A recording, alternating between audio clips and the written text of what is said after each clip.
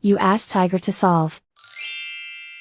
This deals with linear equations with one unknown. The final result is y equals -11/18. Let's solve it step by step. Simplify the expression.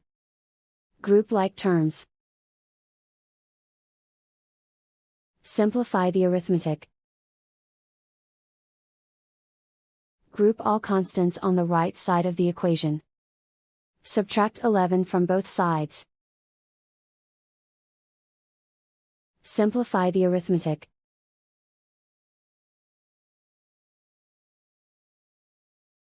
Isolate the y. Divide both sides by 18. Simplify the fraction.